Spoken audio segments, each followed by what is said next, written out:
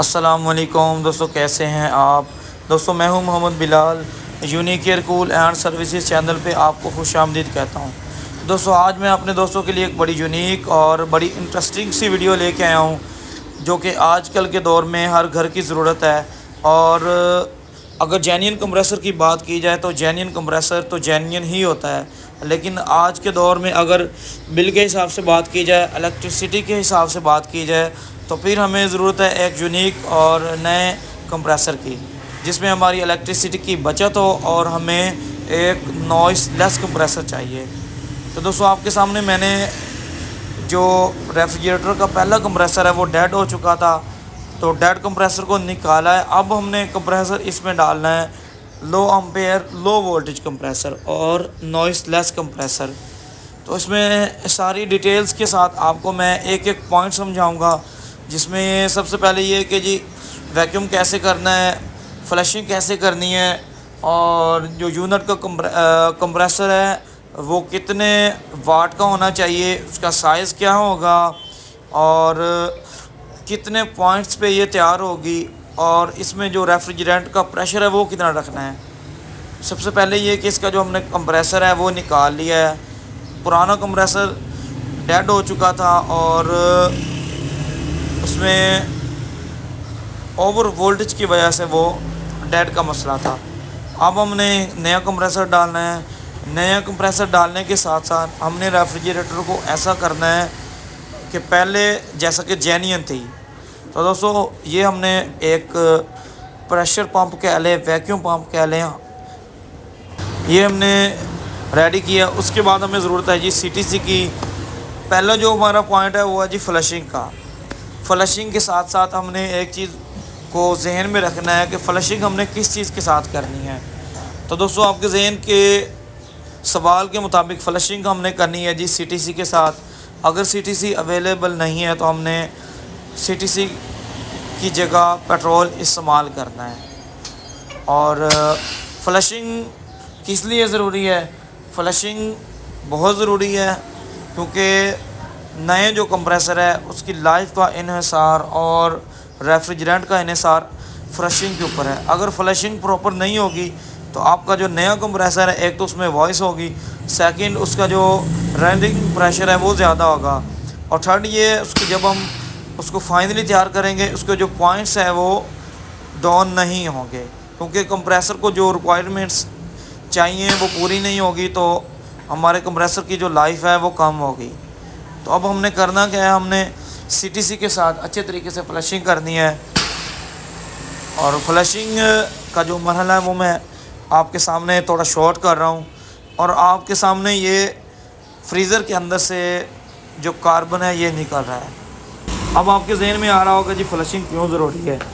अगर इस दफ़ा भी हम फ्लशिंग ना करें तो पहले जैसे 2 कंप्रेसर ऑलरेडी इस यूनिट के चेंज हो चुके हैं, तो अब तीसरा कंप्रेसर लगाने का भी कोई फ़ायदा नहीं है। तो हमने दोस्तों आपके सामने फ्लशिंग कंप्लीट करनी है। और फ्लशिंग हमने किस तरीके से करनी है, पहले तो हम फ्रीज़र की फ्लशिंग करेंगे, कैपिलरी ट्यूब से हम प्रेशर देंगे और सेक्शन से निकालेंगे। और फ्लशिंग कितनी करनी है? फ्लशिंग तब आपने करनी है जब तक आपकी सीटीसी साफ़ ना निकले, एक पॉइंट। और दूसरा पॉइंट ये कि अगर सीटीसी ना हो तो क्या पेट्रोल से कर सकते हैं? तो जी हाँ, पेट्रोल से फ्लशिंग कर सकते हैं। तो फ्लशिंग करना बहुत ज़रूरी है। अगर फ्लशिंग नहीं करेंगे तो आपका जो कंप्रेसर है कुछ अरसे के बाद दोबारा नया कंप्रेसर भी डेड हो जाएगा। फ्लशिंग के साथ साथ आपको एक और चीज़ बताता चलूँ, आपने फ्रीज़र साइड और कंडेंसर साइड दोनों की फ्लशिंग करनी है और तसल्ली से करनी है। फ्लशिंग में कोई भी कंप्रोमाइज़ नहीं करना, ठीक है दोस्तों। सीटीसी आपने, जैसा कि मैंने आपके सामने ये 2 फ़िल्टर जॉइंट करके लगाए हुए हैं, इसमें यह कि सीटीसी एक टाइम में ज़्यादा डलेगी, और दूसरा इसका फ़ायदा ये है कि कम टाइम में फ्लशिंग हो जाएगी। तो अब बारी हमें कंडेंसर साइड फ्लशिंग करने की।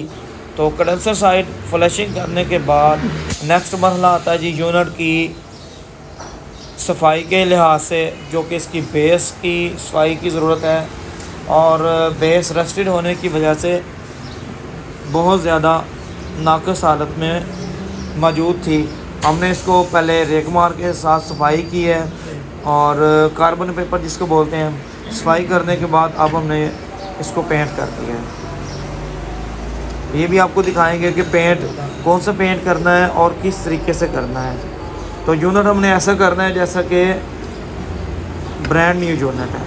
अल्हम्दुलिल्लाह इसको हम कम पॉइंट पे तैयार करेंगे, कम लो एम्पेयर पे तैयार करेंगे और लो वोल्टेज कंप्रेसर डालना है, नॉइस लेस कंप्रेसर डालना है। बहुत सी वीडियोस आपको यूट्यूब पे मिलेंगी इंशाल्लाह। मेरी जैसी वीडियो है, इस तरह की वीडियो आपको कहीं भी नहीं मिलेगी, क्योंकि मेरा ये कहना है कि और ये आपके सामने हम मेहनत कर रहे हैं और मेहनत का फल ही हमें मिलता है। तो बेस का मरला मैंने आपके सामने शुरू कर दिया है। खैर ये तो मैं थोड़ा शॉर्ट कर रहा हूँ कि आपका टाइम आप बोर ना हो। तो दूसरा आपके जहन में आ रहा होगा जी वैक्यूम कितना करना है, वैक्यूम और उसके बाद जो पॉइंट्स हैं कितने पॉइंट्स पे तैयार होगी, एम्पेयर्स की बात कर रहा हूँ। और तीसरा आपके जहन में आ रहा होगा इसका जो रनिंग प्रेशर है वो कितना रखना है। तो इन तमाम बातों को जहन में रखना है। कोई एक चीज़ भी आप मिस करेंगे, आप अगर इसका प्रॉपर वैक्यूम नहीं करेंगे तो आपका कंप्रेसर चेंज करने का कोई फ़ायदा नहीं होता। तो ये मैं जो वीडियो बना रहा हूँ ये स्पेशल आपके लोगों के लिए बना रहा हूँ, ताकि आपको जब भी आप लो एम्पेयर लो वोल्टेज या डीसी इन्वर्टर कंप्रेसर चेंज करें तो उसमें आपको किसी भी तकलीफ़ का सामना ना करना पड़े। जी तो चलते हैं पेंट की तरफ और पेंट स्टार्ट करते हैं। और हमने यूज़ किया मोबा कंपनी का ब्लैक कलर का पेंट स्प्रे। इसमें यह कि इसका जो ड्राई टाइम है वो कम है और पेंट की लाइफ भी ज़्यादा है। तो आपने पेंट स्प्रे अप्लाई करना है और जिस तरीके से मैं आपके सामने लगा रहा हूँ इस तरीके से लगाएं। इसमें यह कि आपका टाइम तो लगेगा लेकिन यूनिट की जो वैल्यू है वो ज़्यादा हो जाएगी और कंप्रेसर डालने का आपको फ़ायदा तभी होगा जब आपका यूनिट को कूलिंग के साथ साथ हमारा जो यूनिट है वो एक्सटर्नल साइड से भी खूबसूरत होना चाहिए। तो चलिए दोस्तों आपको कंप्रेसर दिखाते हैं। ये हमने बेस अल्हम्दुलिल्लाह बेहतरीन कर ली है, जो कि रस्टेड सी और आपके सामने देखने लायक नहीं थी। तो हमने पेंट किया और पेंट करने के बाद अब हमने कंप्रेसर आपको दिखाना है। ये हमने जो कंप्रेसर आपको दिखा रहे हैं लो वोल्टेज लो एम्पेयर कंप्रेसर है, नॉइस लेस कंप्रेसर है। तो जब भी आपका कोई भी R134A का कंप्रेसर डेड हो तो आपने वो कंप्रेसर डालने के बजाय ये वाला कंप्रेसर डालें। इसमें जो गैस है वो R600 गैस है और इसमें एक तो आपकी गैस कम लगेगी, दूसरा इस कंप्रेसर की नॉइस नहीं है, तीसरा ये लो वोल्टेज कंप्रेसर है, चौथा ये लो एम्पेयर कंप्रेसर है और इसका जो पांचवा फ़ायदा ये है कि ये क्विक कूलिंग है। अगर और इसके साइज़ की बात मैं आपको बताता चलूँ तो इसका जो ऑलरेडी कंप्रेसर लगा हुआ था वो 5.7 था, डैनफास्ट का कंप्रेसर था और उसमें वोल्टेज की वजह से वो डेड हो चुका था। और अगर उसमें वाट्स की बात की जाए या साइज़ की बात की जाए तो वो 6.6 का कंप्रेसर होगा, जो कि 1/5 से छोटा होगा और 1/6 से बड़ा होगा। तो ये तकरीबन एक 6.6 का कंप्रेसर है।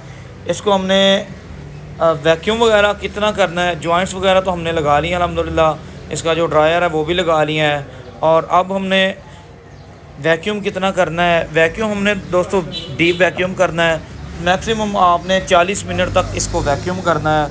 और वैक्यूम करने के बाद आपने एक चीज़ का जहन में रखना है कि इसकी जो रेफ्रिजरेंट है वो R600 है और वो आपने आहिस्ता आहिस्ता से चार्ज करनी है। अगर आपके पास वेट स्केल है तो वेल एंड गुड है। अगर वेट स्केल आपके पास अवेलेबल नहीं है तो आप जैसा कि R134A को चार्ज करते हैं सेम इसी तरीके से आपने R600 का कंप्रेसर जो है उसमें रेफ्रिजरेंट चार्ज करनी है। अब आपके जहन में आ रहा होगा जी इसका जो रनिंग प्रेशर है वो कितना रखना है। तो दोस्तों जैसा कि R134A का रनिंग प्रेशर 0 से ऊपर रखते हैं, इसी तरीके से ये उल्ट है। इसका जो रनिंग प्रेशर है वो आपने 0 से नीचे रखना है। यानी कि R600 जो कंप्रेसर है ये वैक्यूम में ही तैयार होते हैं। 0 से ऊपर अगर ये चले जाएंगे तो इसमें गैस ओवरचार्ज होगी। इसकी जो निशानी है वो ये कि सक्शन पाइप के ऊपर बर्फ़ आना शुरू हो जाएगी। तो वैक्यूम आपने अच्छे तरीके से करना है, डीप वैक्यूम इसको बोलते हैं। और इसका जो रनिंग प्रेशर है वो आपने 0 से ऊपर नहीं करना, वो वैक्यूम में ही तैयार हो जाएगा। अब अम्पेयर्स की बात आपको करूँ तो इसका जो रनिंग अम्पेयर्स हैं वो 0.3 0.4 पे तैयार होने चाहिए। अगर 0.5 पे ही जा रहे हैं तो कोई मसला नहीं है, लेकिन इससे ज़्यादा पॉइंट्स नहीं आने चाहिए। तो अल्हम्दुलिल्लाह दोस्तों, हमने यूनिट को वैक्यूम के ऊपर लगाया है। और मेन जो इसके अब बारी आई है कनेक्शंस के ऊपर। कनेक्शंस आपने किस तरीके से करने हैं, कोई मुश्किल काम नहीं है, आपने कनेक्शंस को लेके परेशान नहीं होना। कनेक्शन इस तरीके से करने हैं, जो कामन आ रही है वो तो ज़ाहिर सी बात है कामन पे ही हम लगा लेंगे। और जो 2 ब्राउन तार होंगी उसको हमने जैसे 34 नंबर में कैपेसिटर टाइप रिले ओवरलोड लगाते हुए इसको हम आपस में ज्वाइन कर देते हैं। और जो ब्लू 2 होंगी वो रनिंग होगी। अगर 2 ब्लू को आपस में ज्वाइन किया है तो जो 2 ब्राउन वाली होंगी वो दोनों रनिंग हो जाएंगी। ये कनेक्शंस कोई मुश्किल नहीं है। 2 कैपेसिटर की वायर्स आएंगी क्योंकि ऑलरेडी ये कॉमन थी पुराने कंप्रेसर में। 2 जो रनिंग्स आ रही हैं वो ब्लू कलर की हमने रनिंग कर दी हैं। अगर आप ब्राउन भी रनिंग कर दे तो उसमें कोई मसला नहीं है। अल्हम्दुलिल्लाह हमने अपने कनेक्शन कंप्लीट कर लिए हैं और आपको एक एक पॉइंट दिखाया है। R601 कंप्रेसर में जो भी सेफ्टीज़ के हवाले से, गैस चार्जिंग के हवाले से, वैक्यूम के हवाले से, वोल्टेज के हवाले से, रनिंग अम्पेयर्स के हवाले से हमने आपको एक एक पॉइंट्स दिखाया है। और ये कंप्लीट वीडियो आप दोस्तों के लिए है। स्पेशल इसमें ये है कि नॉइज़लेस कंप्रेसर हैं और इसमें जो अम्पेयर्स का रद्दो बदल है वो सिर्फ पॉइंट्स पे है। तो अल्हम्दुलिल्लाह दोस्तों, हमने अपना जो काम है वो मुकम्मल कर लिया है। अब हमारा जो यूनिट है वो वैक्यूम के बाद रेफ्रिजरेंट चार्ज करने के ऊपर है। तो रेफ्रिजरेंट चार्ज करके आपको दिखाएंगे और कंप्लीट इसकी जो कूलिंग है वो भी इंशाल्लाह आपको दिखाएंगे। जी तो दोस्तों, तमाम काम करने के बाद अब हमने बिस्मिल्लाह करके यूनिट को स्टार्ट किया है और अल्हम्दुलिल्लाह इसके जो रनिंग अम्पेयर्स हैं वो आपके सामने हैं। और रेफ्रिजरेंट का जो प्रेशर है वो अभी फ़िलहाल 0 पे है। ये वैक्यूम के तकरीबन दरमियान में आ जाएगा जब ये फ्रिज रेडी होगी। तो आपके सामने हमने कंप्रेसर को स्टार्ट किया है और अभी ये जस्ट 2 पॉइंट लेगा और जब फ्रिज फुल रेडी हो जाएगी, तैयार हो जाएगी, तो इसका जो रनिंग अम्पेयर्स हैं वो मैक्सिमम 4 या मैक्सिमम 5 पॉइंट्स होंगे। तो अल्हम्दुलिल्लाह हमने रेफ्रिजरेटर को ऑन किया है। अब इसमें रेफ्रिजरेंट चार्ज कर रहे हैं और आपको एक एक पॉइंट मैंने समझाया है ताकि आप दोस्तों को कोई भी मुश्किल ना हो। और बड़ी तफसील से वीडियो बनाई है क्योंकि जब भी आप इसमें कंप्रेसर की कन्वर्टिंग करेंगे तो आप कनेक्शंस को लेके, वैक्यूम को लेके, रनिंग प्रेशर को लेके थोड़ा सा डाउट में होंगे। तो अब आपने डाउट में नहीं रहना। इंशाल्लाह मेरी वीडियो आपके लिए मालूमाती वीडियो साबित होगी। तो मेरी वीडियो आपने देखी, आपका शुक्रिया। आपकी इन्फॉर्मेशन में इंशाल्लाह इजाफ़ा किया होगा मैंने। तो मेरा चैनल लाजमी सब्सक्राइब कीजिएगा और पास दिए गए बेल आइकन पर प्रेस कीजिएगा ताकि मेरी इसी तरह की वीडियो आपको बआसानी और सबसे पहले मिले और आपकी इन्फॉर्मेशन में इसी तरह इजाफ़ा हो सके। तो आपके तमाम सवालात के जवाब इसी वीडियोज़ में इंशाल्लाह आपको मिल गए होंगे, जो कि मैंने आपको तफसील से बताए हैं। और जब भी आप कंप्रेसर चेंज करेंगे तो आपको किसी भी मुश्किल का सामना नहीं करना पड़ेगा। तो मैं उम्मीद करता हूँ मेरी वीडियो आपको पसंद आई होगी। तो उसके अलावा ये नॉइज़लेस कंप्रेसर है। चलिए अब कूलिंग टेस्टिंग की बात करते हैं। तो कूलिंग टेस्टिंग आपको चेक करवाते हैं। पहले फ्रीज़र की कूलिंग चेक करवाएंगे आवाज़ के साथ। अभी मैक्सिमम हमारा जो रेफ्रिजरेटर है वो तकरीबन आधा घंटा चला है और रेफ्रिजरेंट अगर आप 600 इसमें डालें तो इसको 1.5 घंटे में ऊपर और नीचे रेडी होना चाहिए। तो आप आवाज़ सुन रहे हैं कि मैं हल्का सा उसको नाखून के साथ आपको चेक करवा रहा हूँ आइस को। और अब माशाल्लाह फ्रीज़र बेहतरीन रेडी है और नीचे अभी कूलिंग कम है क्योंकि आधा घंटा हुआ है चले को। तो इंशाल्लाह ये आप कंप्रेसर डालें, बेहतरीन आपको रिस्पांस आएगा। तो मिलते हैं नेक्स्ट वीडियो में, अपना ख्याल रखिएगा, अल्लाह हाफिज़।